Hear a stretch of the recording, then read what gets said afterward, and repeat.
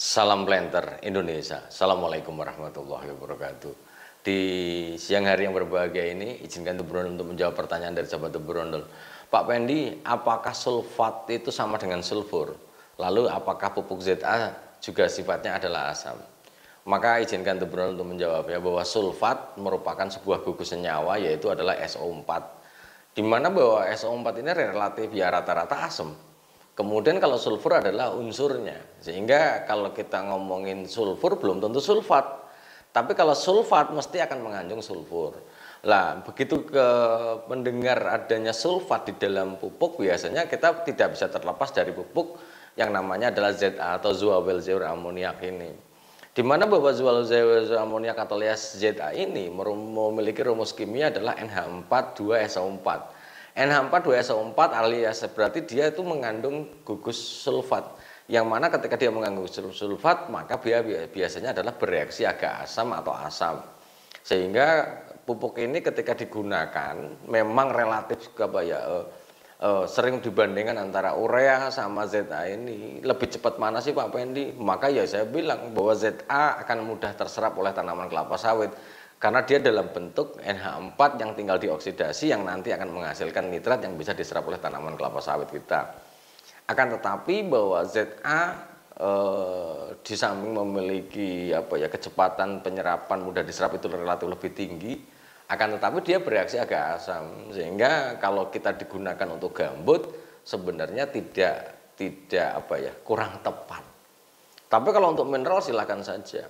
Nah, mungkin orang kan bertanya-tanya, kalau kita membandingkan antara urea sama ZA, Pak Pendi, pilih mana? Ya sangat tergantung kebutuhannya. Kalau misalnya kita di kelapa sawit, maka kita cenderung menggunakan urea dibandingkan ZA. ZA banyak digunakan untuk tanaman-tanaman yang memiliki penyerapan unsur hara yang sampai taraf ke reaksi asam, yaitu misalnya pada tanaman-tanaman nanas dan sebagainya yang memang membutuhkan kondisi yang asam. Akan tetapi pada tanaman kelapa sawit maka cenderung lebih bagus menggunakan urea, karena urea satu kandungannya adalah 46% nitrogen, sementara ZA hanya 21% nitrogen.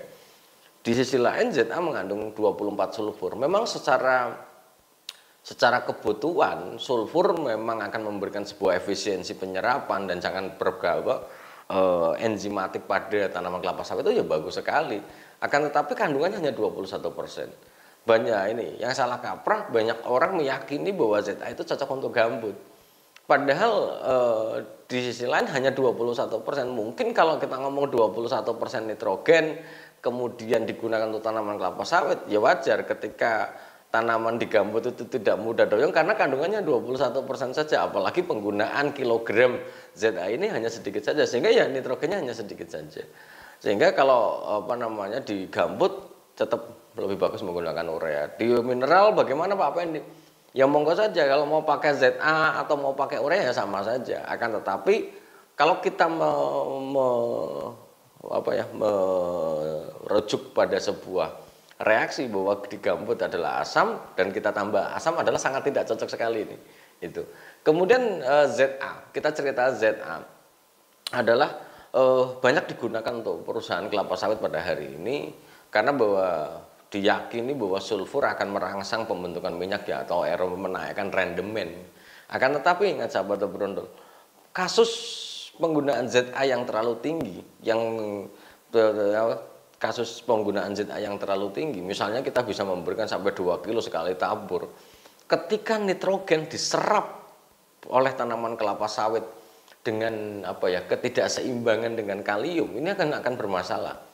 Sehingga kalau mau memupuk nitrogen jangan jauh-jauh, segera memupuk kalium. Karena kalau misalnya tadi yang saya sampaikan ZA NH4 2SO4 ini kemudian diberikan dalam jumlah yang cukup besar, maka diserap cukup banyak.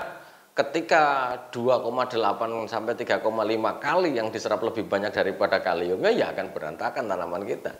Salah satu gejalanya ya pada daun ke-16 sampai ke-19 akan terjadi belang-belang atau yang disebut namanya white stream. Dan juga sisi lain, ketika serapan nitrogen terlalu besar dan kaliumnya rendah, ya itu akan bermasalah juga terhadap terhadap sengkleh pada tanaman kelapa sawit. Walaupun sekali lagi sengkleh alami pada tanaman kelapa sawit belum ada teori yang pasti sekali lagi belum ada teori yang pasti apakah penyebabnya. Karena bisa jadi defisit air mungkin, ketidakseimbangan unsur hara ya mungkin, terlalu rapat ya mungkin menjadi faktor penentunya. Nah ini yang menjadikan apa ya ini. Tapi pada intinya benang merah yang ingin saya sampaikan di kesempatan di siang hari ini, apakah pupuk ZA juga bersifat asam adalah asam. Asam atau agak asam, nah ini yang perlu kita pahami. Sehingga kalau misalnya pakai ZA yang agak asam ataupun asam ini, maka sahabat brondol harus menyeimbangkan penggunaan pupuk tunggal lainnya yang menaikkan pH. Misalnya fosfornya dengan menggunakan RP, kemudian magnesiumnya dengan menggunakan dolomit, ya nggak ada masalah. Karena bagaimana kita mencari sebuah komposisi supaya jangan terlalu jomplang.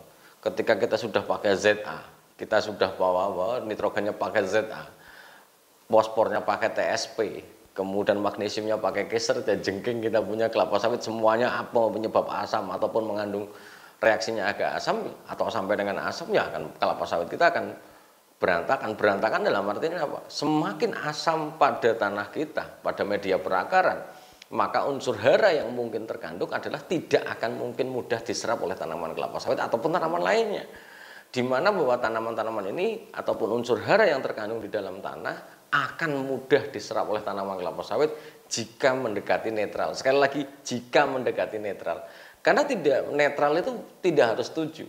Di dalam sebuah keilmuan ilmu tanah itu disebutkan bahwa tanah di Indonesia 5,5 sampai 6,5 sudah dikatakan netral. Dengan iklim yang tropis ini tuh sudah netral. Sehingga bagaimana menjaganya? Karena bahwa ketika kita ngomongin tidak netral, apakah dia terlalu asam atau terlalu basa, pH 4 atau pH 10 ini misalnya, itu akan berpengaruh terhadap unsur hara dalam bentuk ion yang mudah diserap. Kalau memang terlalu rendah ya juga tidak mudah diserap, terlalu tinggi juga tidak mudah serap, sehingga ini akan menjadi sebuah pertimbangan bagi sahabat-sahabat brondol untuk menggunakannya. Tapi sekali lagi ZA reaksinya relatif lebih ini, dan banyak orang memilih pakai ZA karena memang harganya mungkin ya sekali lagi harganya memang lebih murah daripada urea. Tapi ingat bahwa kadarnya hanya 21% nitrogen dan 24% sulfur, sehingga kalau mau digunakan maka kita harus berhitung berapa sih nitrogen yang dibutuhkan oleh tanaman kelapa sawit untuk bisa ingat bahwa di dalam sebuah penelitian 1 kilogram 1 ton TBS itu membutuhkan setara 6,3 kilogram nitrogen yang terkandung dalam urea. 6,3 kilogram urea setaranya ya. Sehingga kalau kita harus berhitung 46%, 21%. Nah, ini yang harus kita paham.